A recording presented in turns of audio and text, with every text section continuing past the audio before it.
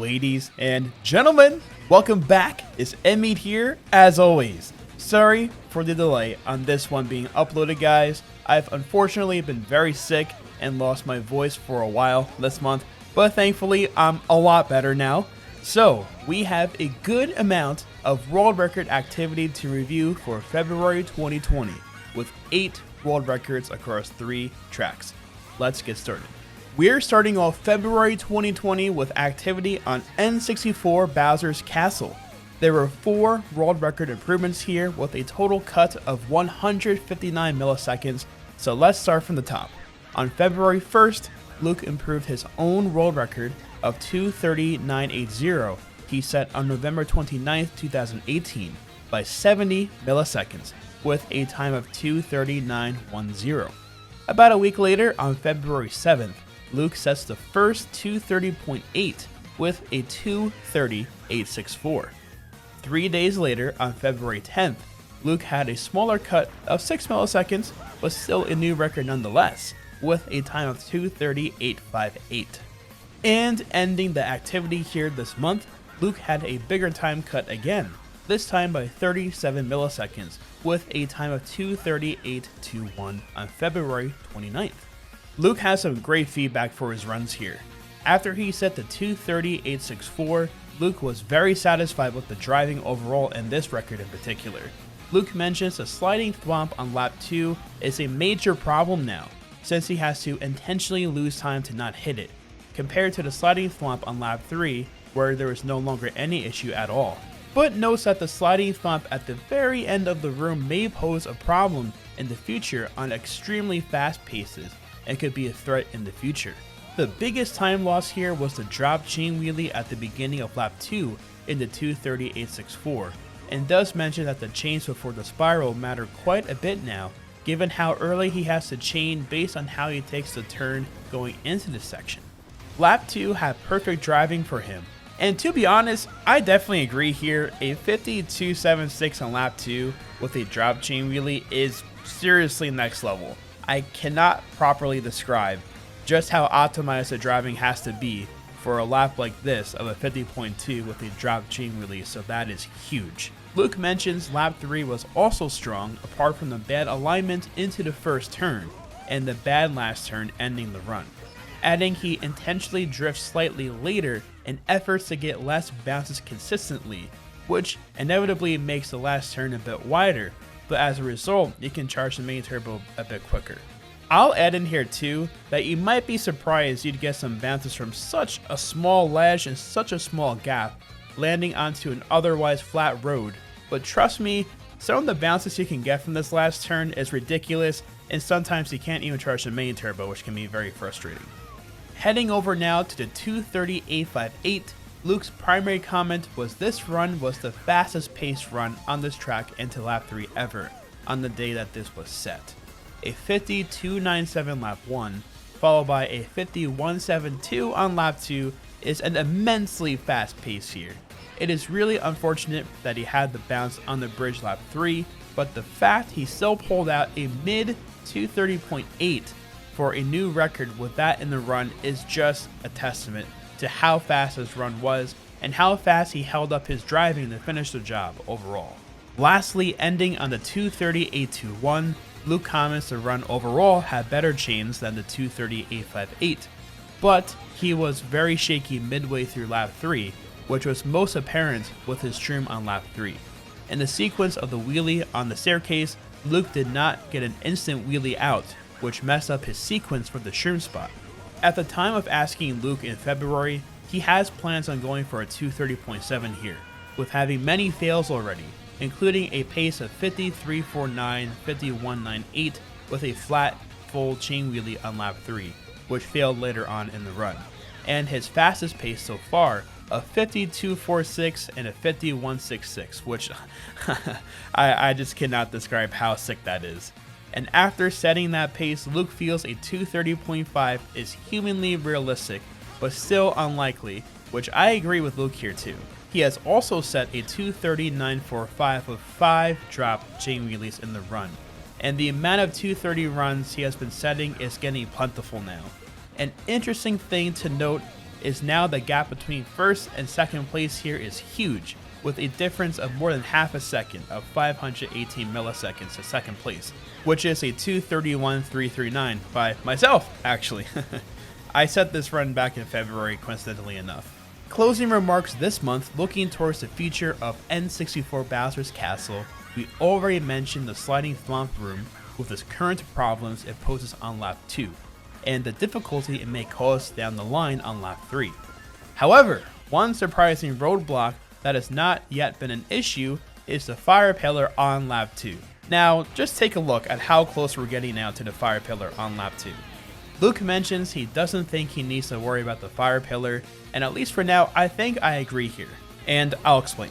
It may seem he is very close to being hit here, and to a big degree he is, of course, but you have to keep in mind that the pillar is falling down and the actual hitbox of the pillar is a bit strange. I think the hitbox from the very top of the pillar is lower than it appears, and since it's actively falling down when you're launching to get airtime, I think there's still some wiggle room before you actually collide with it and start losing runs here.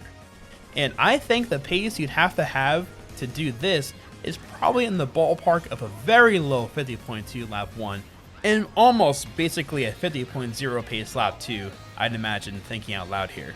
The last fun bit I'll throw in here before moving on is, to my knowledge, skimming through the database, Luke's 2:30.821 is the second world record ever in Mario Kart Wii's history that has been set on February 29th, with the only other record I found was Fox's Bowser's Castle glitch world record of 2:10.081 on February 29, 2016. I thought that was pretty cool to add in.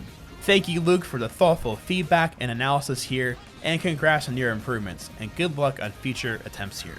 Next up, we had the Toad's Factory for some more activity from last month. On February 6th, we had a new player set a world record on the box clip category here. Ross has been hard at work here ever since December, and finally pulled through, improving upon Logan's previous world record by 36 milliseconds with a time of 1:45.236. I shouted out Ross previously in these videos for the sheer amount of 2 out of 3 runs he's hit here, which is an incredible feat. It's awesome to see he finally pulled through with a record run here. Ross comments he failed the world record at the low trick at the very end 4 times, and as of right now, he has achieved his goal, and he has not played this since his run. Adding to that, he does not have any intentions on trying further attempts for the moment. One day later, Logan would improve upon Ross's world record by 116 milliseconds, with a time of 1:45.120. And one day after that, on February 8th, Logan improved again, very narrowly missing the sub 145, with a time of 1:45.004. And both Logan and Ross have the same comments about the state of Toad's Factory now. The only thing that matters in these runs now is the driving after the box clip on lap 3. The concept of best laps for this category is negligible, and here's why. In last month's video, I went in depth describing how the box clip works for runs here.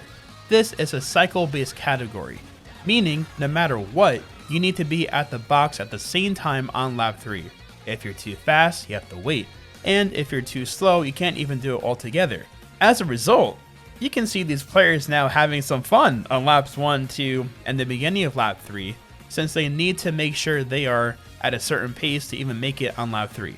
So sometimes they'll slow down, they'll do missing main turbos or getting extra ones, or getting super high tricks, or missing something altogether. It's really quite comical what they can come up with to still even be on the pace to do it on lap 3, so it's been very comical watching these runs. However, with that in mind, there is still time saved beyond all of this. The fastest way to play this track now would be going for the box clips on laps 2 and 3, as opposed to laps 1 and 3. This requires driving a pretty fast shroomless lap 1.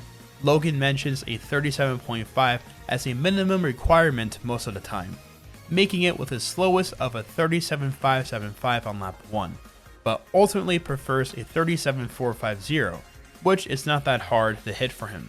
Logan prefers having ghosts to help with alignments for the box clips, so with no ghosts to align for on lap 2, it's harder for him currently.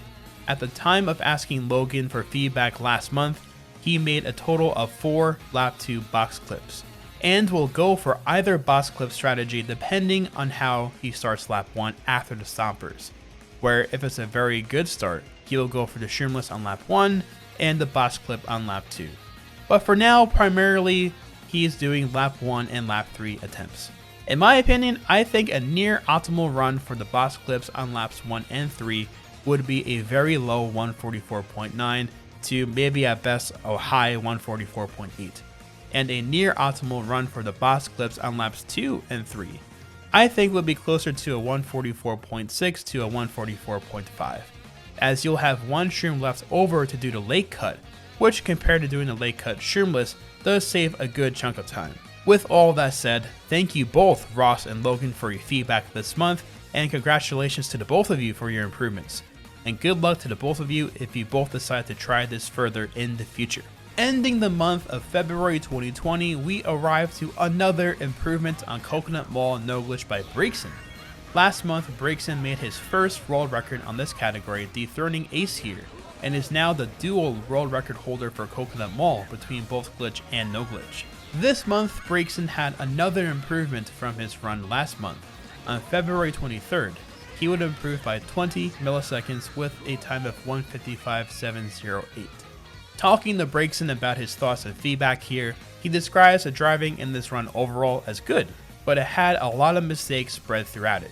Lap 1 was a mid to low 38.4 pace until the mall exit and the parking lot area, adding he was pretty disappointed because he almost never makes a mistake like this in the parking lot. Lap 2 started off with a half chain wheelie and a good beginning escalator, but hopped too late on the banister so the low trick itself wasn't as good, but the stick at the landing on the top made it fast. The shroom cut and the second escalator were very good, but he messed up the second trick on the fountain, which he refers to as the quote-unquote NMeade trick. He got a pretty high trick and stayed in the air for a long amount of time.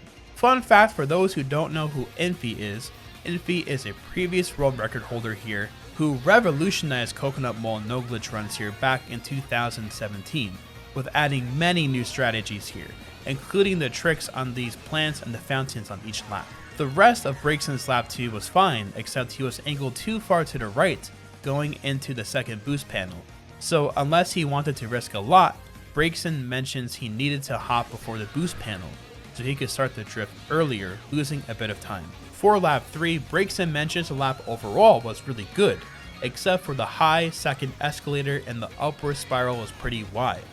Breakson adds luckily he did not bounce after the second escalator on lap 3, like his 1:55.728 run, so he was able to take the turn after tight and gain a lot of time. At the very end of lap 3, the re-hop during the parking lot to avoid the car looks pretty wacky, but since he was in a boost, it didn't cost much at all, and it set him up for a good last turn to clutch things out. Breakson's closing remarks are overall he thinks this is a pretty decent run, but he still wants to improve it. Breakson mentions his new best lap 1 was improved by 1 millisecond, and in total is over 200 milliseconds faster than the lap 1 in this current run.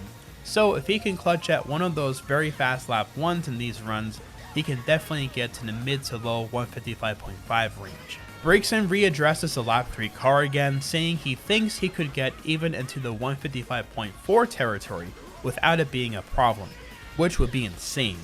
Breakson says a 155.4 would be incredibly difficult, so he is not sure if he wants to grind for it yet. With that said, I think I'd speak for a lot of people, but seeing these runs here in general is awesome. So much tech is involved on this track, and it's really fast paced throughout most of the run. And really, it seems like the only downtime is literally after the last turn, getting the chain wheelie, and once you head into getting the first banister trick on each lap, things really crank up really fast, and you're basically executing something every couple of seconds. With that said, thank you Breakson for your thoughts and feedback, and congratulations on your improvement. Good luck on further improvements here. And like that, we have finished reviewing the world record activity for February 2020. Thank you all for watching as always. I hope you guys enjoyed the video. Again, major thanks to you all for being very patient with me as I was sick during this month and was not able to do many uploads. Thankfully, now that I'm all better, there's a lot more on the way. So, if you'd like to support the content on the channel and want to see more just like this, give the video a like as it really helps with the growth of the channel, and make sure you subscribe so you don't miss any uploads in the future. At the time of this being uploaded, March is close to being over, so the review of March's activity will come out promptly in the beginning of April. So I hope you guys are as excited as I am. Thank you all once more, and I'll be seeing all of you guys next month where we will review the world record activity for March 2020. Take care.